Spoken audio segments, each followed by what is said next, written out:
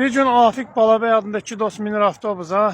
Afik qayıdır ki, Balabəycə mərcə duraq. Sən o şoferə gedib şapalaq vursan, sənə 100 dollar verəcəm. Vuranmasan 100 dolları alacam. Balabəy deyir, problem yoxdur. Nəsə gedir, yaxınlaşır şoferə bir dənə şapalaq vurur. Qayıdır ki, Eyvaz, nətərsən? Şofer üçün deyir, Eyvaz kimdir? Nağay sana. Deyir, bağışla qardaş, səni Eyvaz adında bir dostumuz var, onu oxşatdım. Gəlir nəysə Afikdən 100 dollarını alır. Afik deyir ki, bu dəqiqə geyib şapalaq vursan, sənə 200 dollar verəcəm. Gəlir yenə şapalağı qoyur, deyir, Eyvaz, tonla çörək kəsmişik. Niyə özür gizlərsən? Şofer deyir, qardaş, sən kim, nağaysan, neysən? Eyvaz deyiləm də, bayaq sənə demədim. Deyir, qardaş, bağışla sən Allah, yaman oxşuyursan ona. Gəlir Afikdən yenə 200 dollarını alır, oturur, Afik təmiz dilxor olur.